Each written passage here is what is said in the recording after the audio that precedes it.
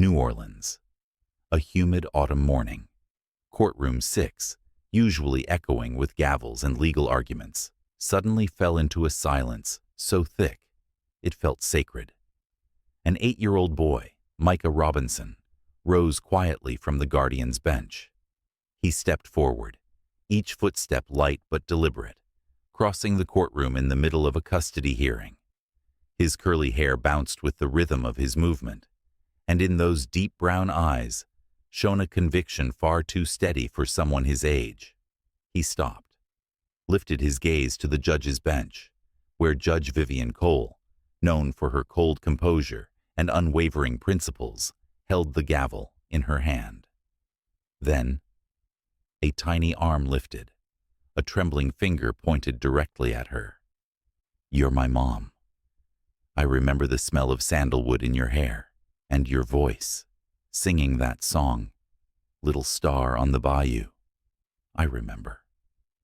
The entire courtroom froze. A breeze slipped in through the window, but no one moved, no one breathed. Even Vivian's hand, midair with the gavel, stopped cold, suspended. A truth had just been spoken, and it was about to tear the whole system apart. Vivian Cole was not the kind of woman who wavered. For 24 years on the bench of the New Orleans family court, she had earned the name, the Iron Wall of Justice. As the first black woman to ever hold that seat, Vivian didn't just represent the law. She embodied it. She had presided over thousands of divorce trials, custody battles, even children screaming for parents who no longer wanted them. She never cried, never let emotion cloud a ruling, because the law was the law, and she was its keeper. But today, as that boy stood in the middle of her courtroom, called her Mom, and spoke of a lullaby no one else could possibly remember, Vivian felt her hand begin to tremble. The feeling was faint, but unmistakable. It slipped through the armor she had worn for over 2 decades. A small crack, seemingly insignificant, was starting to spread. In the boy's eyes, there was something undeniable, and the heart she thought she'd sealed shut was showing signs of life again. Micah Robinson wasn't like any 8-year-old this courtroom had ever seen. He didn't cry, didn't cower, didn't cling to his guardian like most children did when facing a judge. Instead, he sat upright, back straight, eyes scanning the room as if reviewing a case file, and when asked a question, he answered, clearly, precisely, with the composure of a senior law student. According to Article 12 of the Louisiana Juvenile Care Code, a child has the right to express their preference if deemed legally conscious. A flicker of disbelief swept through the courtroom. Judge Cole tilted her head slightly, and then she saw it. Just beneath Micah's left ear, a faint birthmark, shaped like an omega. The same mark she had seen, for only a fleeting second, nearly a decade ago. This boy, from the shape of his face to the depth in his stare, didn't just resemble the child she had once lost. He carried fragments of memories that only one specific child could ever hold on to. It felt like an old dream had somehow found its way back into the light. That night, Vivian Cole returned to her office in silence. She didn't turn on the lights, didn't remove her judge's robe. She walked straight to the floor-mounted safe beneath her desk, a compartment that, for the past 15 years, only one person had ever known existed, her. The code hadn't changed, 0609, the birth date of the child she had once been forced to leave behind. Inside, still and cold like a secret frozen in time, lay a silver USB drive, its edges worn, no label, no markings. Vivian plugged it into her laptop, her hands trembling so badly she had to steady them with both palms.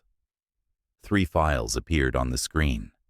One was a sonogram image, the only picture she'd ever seen of her child before birth. The second, a DNA report, confirmation of bloodline, and the third, an audio file titled Lullaby, Bayou.mp3. She clicked it, and then her own voice, younger, unsteady, but full of maternal warmth, began to sing the lullaby she thought she'd buried years ago. Little star on the bayou, Mama's here, holding you. Vivian collapsed onto her desk, no longer hiding from the truth she'd buried inside. The boy in that courtroom was the child she once swore never to forget. In 2009, Vivian Cole was just 28 years old, a rising star as a federal prosecutor, recently named one of the top 50 young talents in the American South. That same year, she became pregnant by a married white surgeon.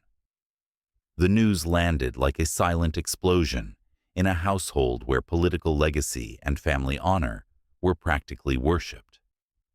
Vivian's mother, Senator Bernadette Cole, didn't shed a tear.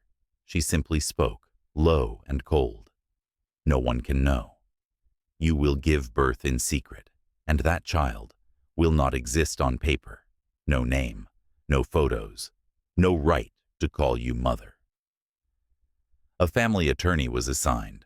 A discreet maternity care center was arranged in exchange for silence and a promise. The baby will go to a good family. No one will ever trace it.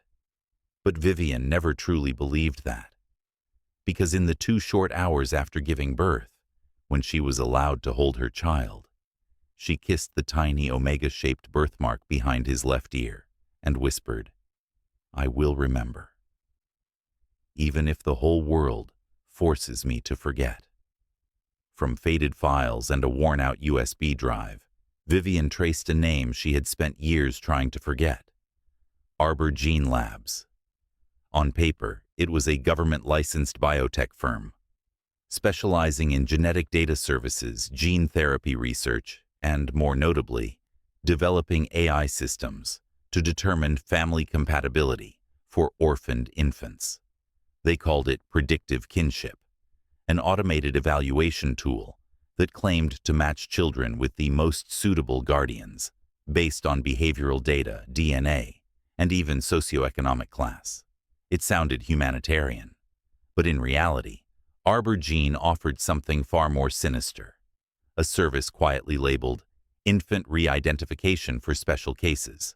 In other words, they could erase a baby's identity, create an entirely new file, wipe the child off every traceable system. Vivian remembered that name.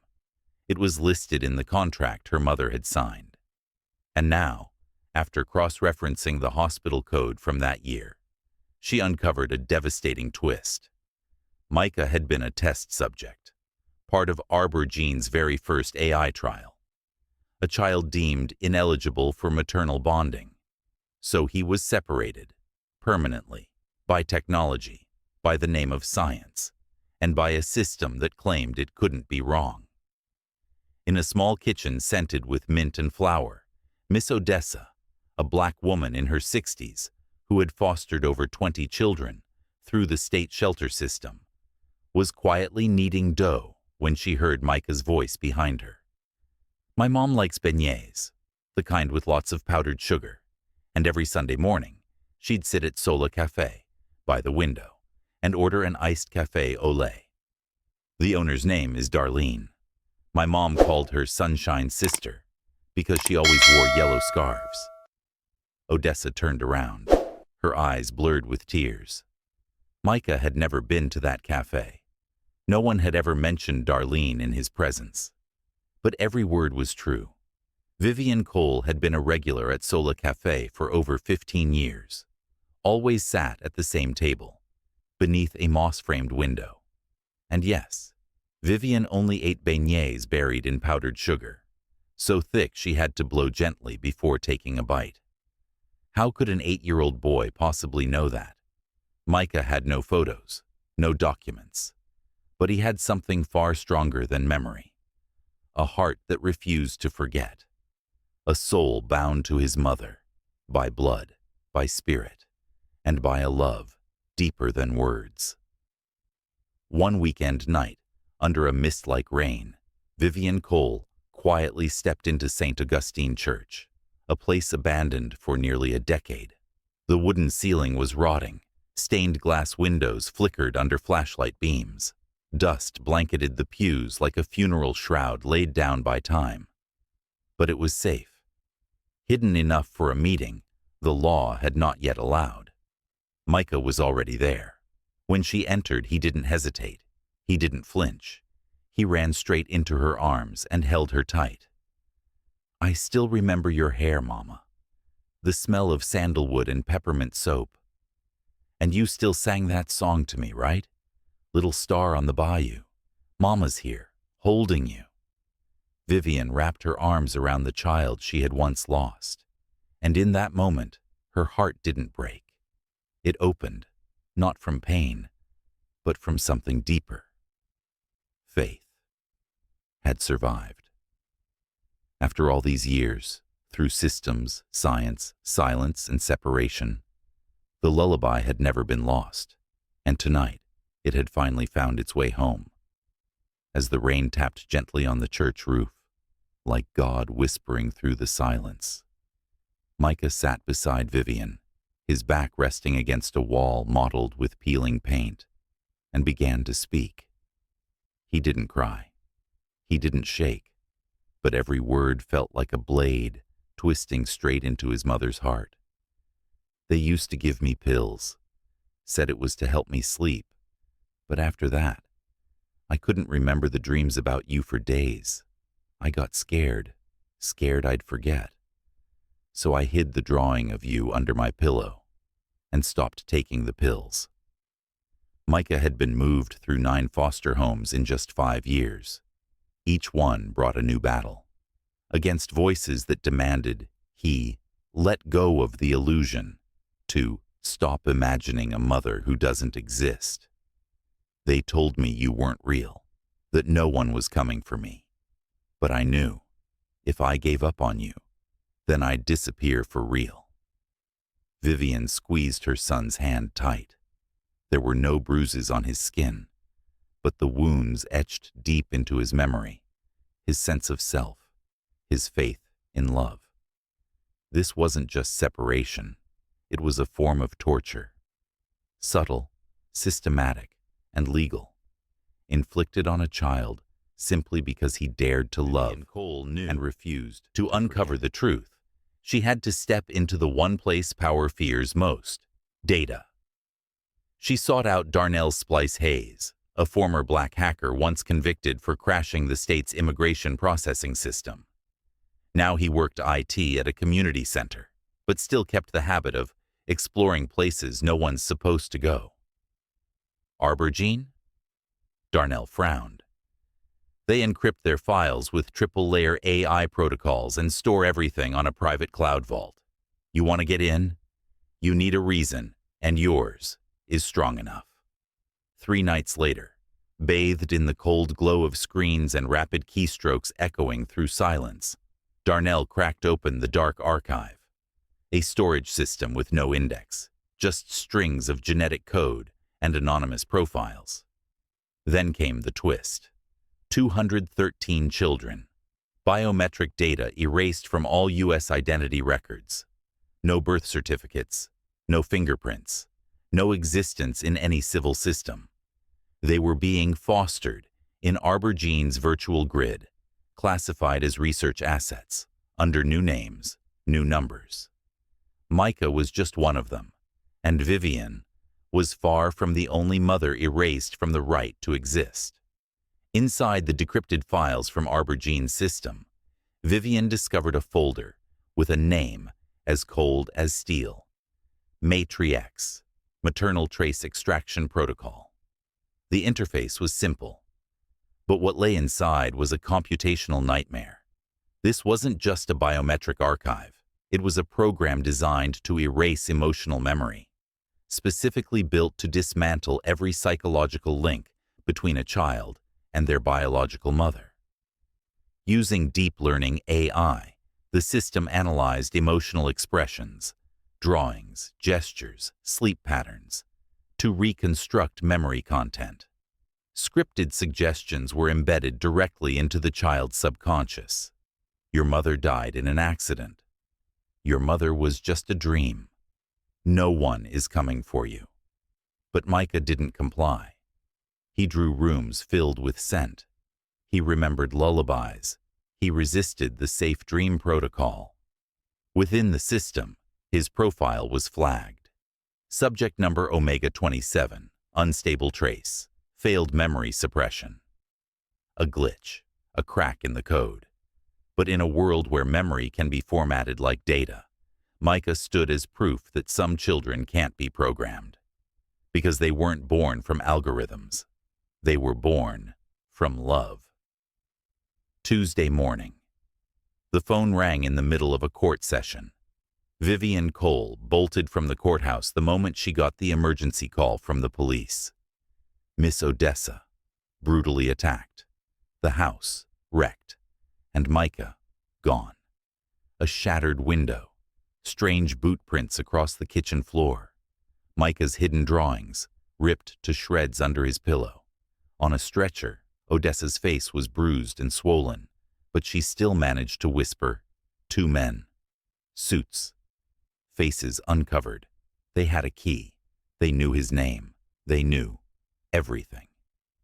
At that exact moment, an email appeared quietly in Vivian's private inbox.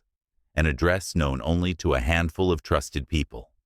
No subject, no sender, just one chilling sentence, cold as an execution order. If you keep talking, Micah disappears. Forever.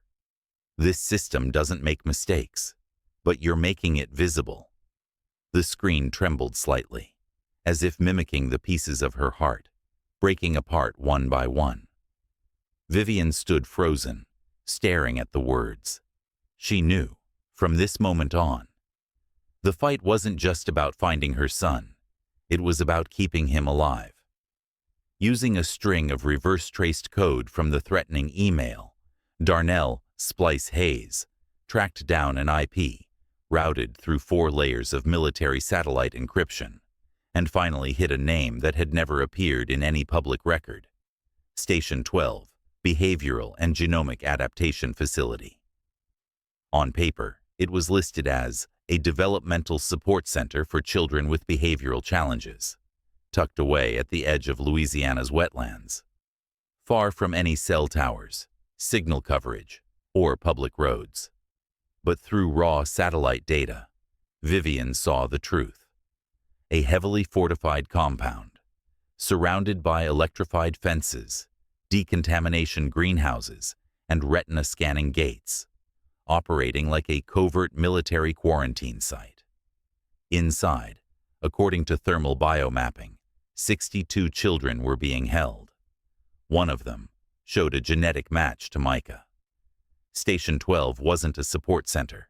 It was a behavioral research station for undocumented children, where memories were edited, identities rewritten, and motherhood labeled a variable to be eliminated. Micah was now in the hands of people who no longer saw children as human, but as living data to be controlled. The night before a massive storm hit Louisiana, 4 people sat huddled around a map in the basement of an abandoned church. None of them were young, but in their eyes burned the kind of fire only found in those who suddenly remember they still have a heart worth risking. Vivian, a judge who had never broken the law. Darnell Splice Hayes, a man once jailed for believing in off-the-record Roland James and Cora Hill.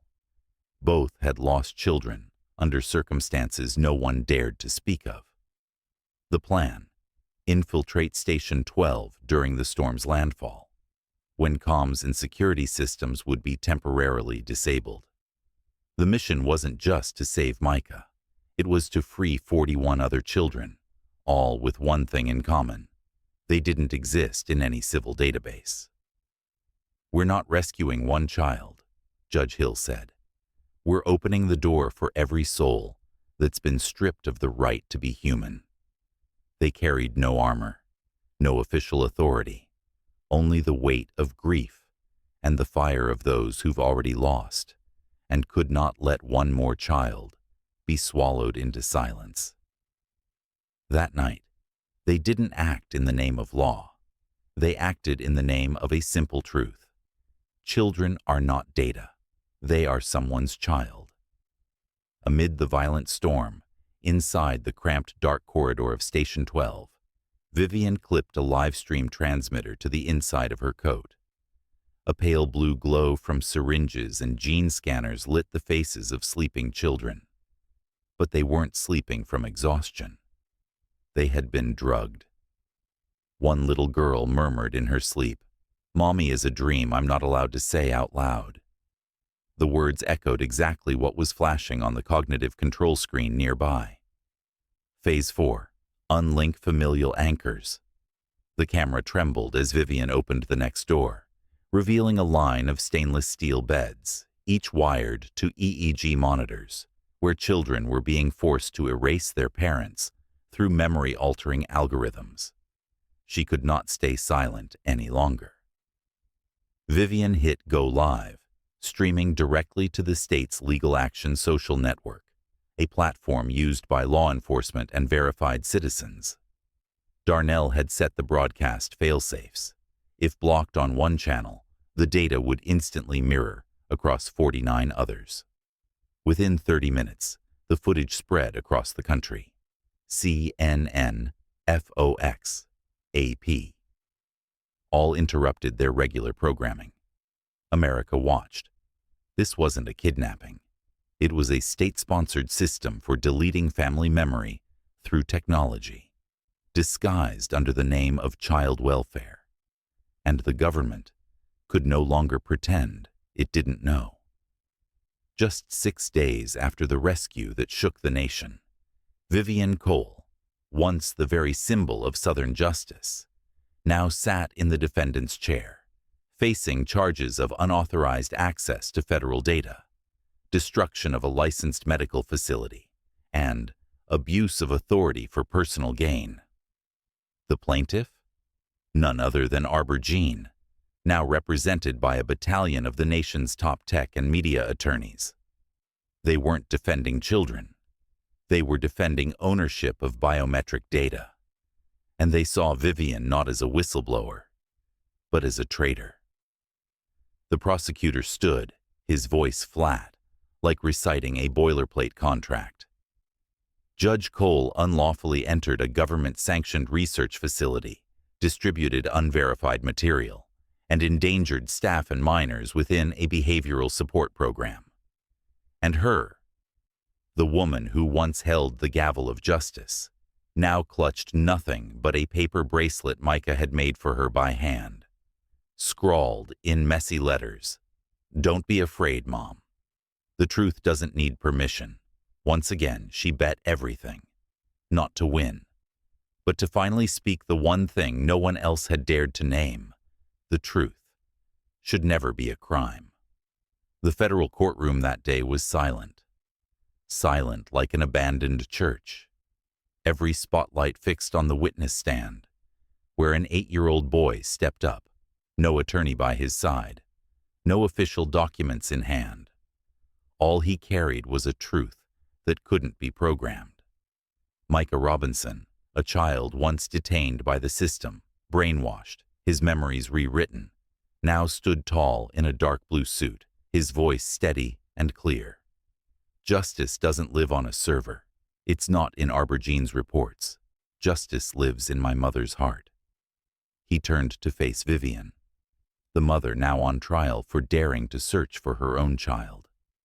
She found me, not with guns, not with power, but with love.